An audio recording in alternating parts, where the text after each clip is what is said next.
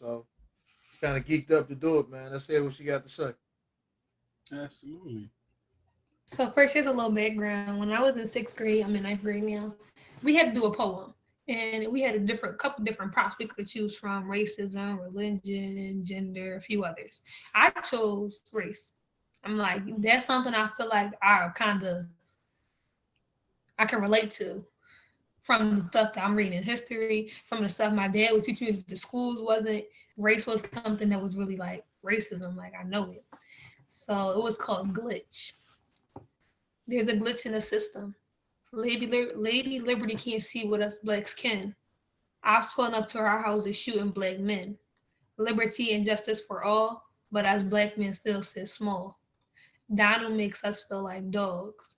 The next black president gonna help us stand tall.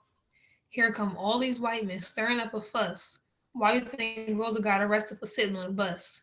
Martin got assassinated for trying to get our rights. Here come all these white cops locking us black brothers up tight. That's it. Wow. All right. Wow. So that wow. So that's perfect because that leads me into my next question was going to be about racism. And you kind of laid the groundwork and pretty much almost answered the question already. I was going to ask you about racism and with this generation, outside of just what's shown on social media and the protesting in the streets, I see a reactionary response to different things going on. Outside of that reactionary moment, I don't really hear a lot of talk or see a lot of attention being shown racism. Is that something that sits in the minds of today's youth outside of like an immediate reaction to a video on social media of somebody getting killed? Yes, but no. I feel like as black people, as young black people, we say white person and we just all like we can be really racist towards a white person we didn't get to know. But we don't really sit and think about the like racism. We don't sit there and think about it other than school or seeing someone being killed by a white cop is what it mostly is. Black people being killed by white cops or assaulted. We don't really think about it other than that unless it comes up or we're learning about it in history or something. It's not really something that just sits in our mind. You know what? Let me add to that. It's funny we're talking about. I not too long ago, I kind of just had the conversation with my son too, and he echoes exactly what you just said. It's not something that even comes to their mind. And when I think about it, it didn't come to my mind either. But I didn't really, unless your situation is different, we didn't really communicate too much with white folks when we were coming up. So it's not something that you would think about. I mean, because you're not in those spaces. So I can see that. I can see that. Now, when you get in those spaces, that's when that's when it can be a game changer. Yeah. So yeah, I can see that. I can see where if I don't think about that. For what? It's not right in front of me. It's not something I'm thinking about because it's not in my space. So I agree with that, and that was echoed by my son as well. That's not something that I think anybody that's black Really thinks about it. sits around and It's just something says that happened a long time ago. exactly. So I That's see always on that. our mind. Yes, racism is still a really important part in life, but it's not as bad as it was back in the 40s and 50s and all of those years older. Before y'all, before me, not before y'all parents, but it's like it's not something we just think about. We more so like that's not something that's pushed on us. More thing that's pushed on us is drugs. Racism isn't something we're pushed like nothing. We don't talk about it in school. We don't learn about certain things. Like I just got a white teacher that just starts talking about stuff that white people used to do and that to black people. My other history teachers that were white did not talk about it at all. This teacher, I actually like him. His name is Mr. Christian. He used to work at a school where people that got kicked out of the Philadelphia school department because of drugs or anything else, violence. He said he didn't care about that. He said, y'all came to school to learn. I don't care what y'all think y'all do outside in the streets. I don't care how y'all got sent here. We're here to learn. You're not being treated any different than any other student I would have had if it was here, if it wasn't. And like, he's just a really cool white dude. For him to be white and like explain different things to us that white people have done in the past, I think it's really cool because we don't find a lot of people like that nowadays. You Well, think that's why you got me, baby. you think that's But, hey, Feet. Go. that's a subject matter that deserves more attention amongst your peers? I do feel like it is because sometimes we don't know a lot about it. We might say we do, like we know about Rosa Parks and Martin Luther King and Malcolm X. We know about the people that were forced on us when we were younger, but we don't really know a lot about what they did, what happened exactly to them. We know he got assassinated. We know she got locked up for sitting on the bus. We don't know how most of that even started. Like, how did something like that start? How did it end? And how is it still going nowadays? It's not slavery, but it's still racism, prejudice. How did it how did it go from slaves? Then Rosa, we know Rosa helped escape the slaves and all of that, but she couldn't get all of them. So It how was did the Harriet. other ones get away? We don't learn a lot about it. Like we just learn small fragments of it. I learned more over the years because my dad would ask me what I learned today in school. I come home and tell him, he'd explain more to me. But a lot of students didn't have that. Most people, parents were at work when they got home, or if they weren't when they got home, their parents were tired. Like my dad always got home at earlier times, and if I couldn't talk to him, I always had uncles I could talk to. I had a lot of different support systems that if I had a question about something, I could talk to. And a lot of people now in day and age, we don't have that no more. I'm not saying they don't have that anymore. I still have it. I could still call my dad up and be like, my teacher said this and I wonder about it, but I'm not really sure. And I didn't want to like disrupt the middle of the class. So I want to bring it to you before I bring it to my teacher. I want to hear your perspective on it. People nowadays, they work full-time jobs. The parents come home. They're not the only children. It's a lot of other kids, younger siblings. Like I'm the youngest. I'm the last. I can ask him about anything, and some people can't. And I just feel like a lot of people deserve the opportunity to, but since a lot of people don't have that opportunity, it's not something that we really look at. We just look past it. We think about it. We can't find the answer. We don't like asking our teachers all the time. We can't ask our parents all the time. So we just look straight past it. I'll add something to that too. What I talked about previously is also a problem, in my opinion. We said we don't, it's not something that we really focus on because it's not in our spaces. But guess what? We don't live in a condensed world where we're only going to be dealing with our own folks at all times. So when we do transition into those areas, when we're dealing with different types of people, that's when you really got to lean on mentors. Like you got your pop. A lot, like you said, a lot of people don't have a pop. So they gotta find somebody to work this out with because all these situations are new. You know, what if That's somebody call you out your name and they just happen to be white? That's a new situation if that's never happened to you before. So what are you gonna do?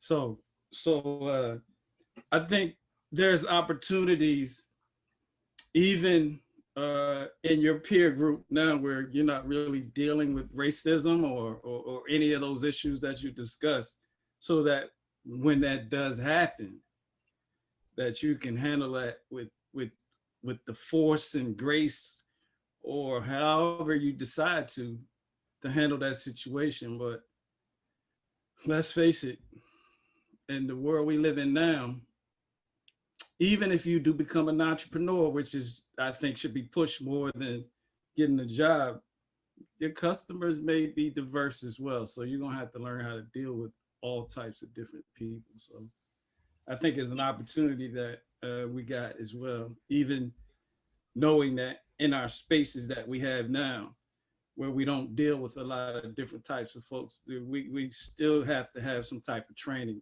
in my opinion. I'm gonna absolutely. piggyback for that real quick. It's not always just white and black people. Like I feel like black people could be really racist to Chinese people as well. Not even Chinese. I'm say Asian. I'm not because I don't understand the difference between them. I just know most of them come from Asia. So For instance, black people now call the Chinese store the chinks, which is could be really offensive to a Chinese person, just like somebody calling us a nigga from the outside. So I feel as though when I'm around people and they saying that, I'm like, y'all gotta chill on it, the Chinese store or whatever the store is called at the time, because that could be really that's really a racist. It could be really offensive. It becomes prejudice. And I was like, imagine somebody walking up to you that you don't know that's white or a different race than you calling you a nigga. How would you feel? I said that's something that we need to watch nowadays because that can get you hurt. That also hurts people's feelings, and that's why we had terrorists at some point in time. We don't know exactly why them terrorists did that, but we know we had something to do with it. We can be terrorists, black people, because someone called us a nigga. Chinese Asians could be terrorists because someone called them a chink and they just run with it, and that's not what they are. That's really offensive to them. So let me ask you a question. I hear you mention these different ethnicities. I didn't hear you mention any European ethnicities. Do you think we could be racist to them as well? Yes. I feel like we're not as racist because we don't really incur Europeans in the day and age now. We're more so Chinese, white, black. That's the main three races that we see. Chinese people, no, I'm sorry, Asian people run Chinese stores on corners. Oh, and we also see Hispanics or Dominicans because they have our corner stores. That's what we know. We call them poppy stores. Poppy can also be offensive. We just never know. We don't know like the different ethnicities and how they take it to offense. Europeans isn't something that we've really encountered with in this day and age. Is more so Chinese, I mean Asians, Dominicans, Hispanics, blacks, whites. That's the most four common ethnicities you're going to find. Well, European. when I say European, I'm speaking of white. Oh, I feel like it's not really a cracker that could offend them. Yeah, like calling someone a cracker that could offend them. And So I feel like if they call you a nigga and you call them a cracker, they kind of deserved it. They called you a nigga, but that's not something we should always do. We should sometimes learn how to walk away from it because we are going to eventually be called it by someone else. Somebody might think it's cool because they got black friends, and I feel like us calling each other niggas is kind of a bad thing too because nigga came from something we were arrogant, like so I'm sorry. Did you finish? mhm. So let me give you a little history real quick. The word cracker. You know why they call them cracker? Because they're white and crackers No. are white. No. Good observation, but no, that's not where it came from. They call it crackers because they used to crack the whips when they used to beat black people. That's why they call it crackers. All right, So I it's got not. It's really not a a derogatory racial statement. The other thing I want to do is the word nigga. The root or the etymology of the word nigga starts way back in ancient Africa, ancient Egypt, or Kemet, whatever you want to call it. It comes from the word negus, which means God. So, we've allowed that word to be weaponized against us to the point where we think it's negative. So I'm glad you actually brought that up. The other thing I want to say about nigga, that poster you got sitting right behind you, Tupac, he redefined the word as never ignorant, getting goals accomplished. He turned it into an acronym of positivity to restore the word to its, original glory, or attempt to restore the word to its original glory. So outside of that, I think you're spot on with everything else. I want to go back with that cracker situation. That can be really offensive to white people because they're not all crackers. Maybe their past ancestors were crackers, but I feel like that isn't something that should be put on as a word that we should use on white people just because we don't like them or because we think it's cool or funny. I feel like it is not always every white person. You can find a couple cool white people. You can find some that's racist and prejudiced, but that also makes us become racist and prejudiced because we don't know where they come from. We don't know Right. how they made it. And I feel like cracker can be used as something from a long time ago, and it can be used as something that offends current white people if they know what the actual word cracker came from. Right. So of course, we're not racist people. We got Uncle Mark, right? Oh yeah. Right. So we're not racist people. But I will say this: in society, all white people still benefit from the ones who crack the whip. So I agree with you. We shouldn't blanket it, and every white person you see is not a racist person, but they do benefit from white supremacy in some kind of way. You know what I mean? For what it's worth. Nia, are you aware of the difference between individual racism, isolated incidents versus systematic racism? No, not at all. You want to touch on that real quick, Mel? The difference between individual racism and systematic racism? Well, I think that just kind of explains what I just said. Um, yeah, every single white person is not going to be racist, but they all do benefit from the systemic racist system that we are all under oppressed by. You know, in a nutshell, I'm pretty sure you can elaborate a little bit more on that. Yeah, some examples of systematic racism is going to school from grades kindergarten up to 12th grade, and the majority of your teachers are white. Go to Hmm. prison, and the majority of the inmates are black. Going to a hospital, and the majority of the doctors are not black, but probably white or Indian or something of the sort. What else are some examples of systematic racism? Oh, so okay. So listen, I just actually Law watched the. firms. Sorry, Nate. I said law firms. Law, You right? find more Yeah. white people than you will find black. Let's just say corporate. Safe to say corporate America. Yeah, yeah. Yeah. Safe to blanket that. Okay, so I just watched a bit of a lecture by this dude named Sean Rochester, and he was lecturing people at Google about this very topic. And he made an interesting point that kind of stuck out to me. It was like I don't have my notes here in front of me, but it was something like 73,000 teachers. You know what? Let me get my notes so I can be accurate with that with these numbers. But the gist of what I'm saying is, before assimilation, there were an abundance of black teachers in the school system. After assimilation, it dropped down to about 25% of that same number that was left in the school system to teach. He equated that to be about over a 10-year time frame. It was about a $20 million deficit in just salaries alone. You know what I'm saying? Which means they took away a stronghold for us because we had us teaching us, and they supplanted it with not us teaching us. And the school system began to gradually slide at that point. I'm gonna say it's a natural progression because if I'm being honest, if I'm being real, man, I'm probably gonna be more attached to my people and teaching my children than I am someone else's children. You know what I mean? For obvious reasons. So when they implemented that into the school system, that just kind of was done to keep us at a low level. So now we have more of a challenge to excel because they're not teaching us. They don't even know how to teach it. They don't know how to reach our children to teach them. You know what I mean? Right. Um,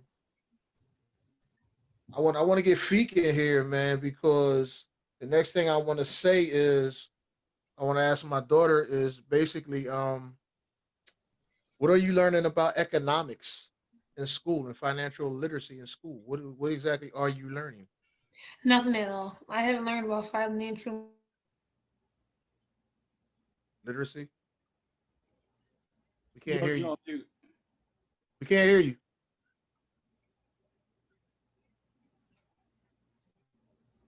Unmute your microphone. But you know what? I take that to mean she ain't learning nothing, bro. Right. You back? My internet is unstable. Okay, well, you cool. We cool. We got you now. Now you were saying something, but we couldn't hear you. I said not at all. I haven't learned about it, and we didn't really learn about it since sixth grade. It was an elective class. It wasn't something we had to do, And we didn't learn much about it. We just learned that we charged for taxes, and some of the taxes were charged for. Learned about budgeting, and that was about it because the teacher didn't care that much. What grade are you in? Ninth. We behind the curve, bro. We way behind the curve. I feel like I just been shot. You pretty much did. You shot me. I just been shot, man. Not really. When you think about it, we right on time because we didn't start having these conversations till we was in our 30s and 40s. So this is Yeah, why. You're right. But yeah, you're right. That's an indictment. Right. I'm still gonna consider it an indictment because I looked at the way she said that. She said nothing. Nothing. I'm tripping on the nothing because the teacher didn't really care. He did. Remember the teacher? Yeah. No, go ahead. He was bald head and black. No, I don't remember him. No. The bald head black one. From where? Alcorn? Not Will. Frieri. Frieri. Only bald head black one I remember is Dean Darrow. He's not bald head, he got a bald spot. Mr. Aaron is bald head and black, and he. Yeah, you might keep going out, little girl. All right, well, why she gets squared away? Yeah, I guess I'm gonna have to buy a microphone. Be back on. Okay, yeah. You'll get that squared away. I'm sure she can hear me though. So I think she tapped out. Nia. I'm right here. This is frustrating. Okay. yeah, she tapped it straight. So did they go over like banks and how that works? They talked about taxes. First thing they taught you was taxes. You used to that. Only You used to that, right? Only thing they told us about a bank was that you have to keep a certain amount of money in there. That's it. Did they teach you anything about a credit score? No. I just know a credit score. One thing I know about credit score is because of Credit Karma, literally. That commercial. That's about it. Did they teach you anything about the importance of owning real estate? Not at all. Teach you anything about the stock market? Nope. Investing? Nope. Did they teach you how to make money? Nope. Did they teach you how to use money? Nope. They taught you how to count it though, right? Not at all. Yeah, you know what though? So brother, we're gonna turn it over to you, Feet. No, this is great, man. Interaction. I listen. No, I mean in terms of I'm looking over your syllabus now. In terms of develop a code of conduct as a fundamental starting point for any activity. Well, the first thing I think is and we kind of opened up as we were waiting for you to get your medical situation. Hey, you see, hey, listen, man. Show must go on, brother. Waiting for you to get your medical situation together. We kind of talked about planting the seed before we even get into any strategies. So you put the seed in dirt and then put water in it and watch it grow.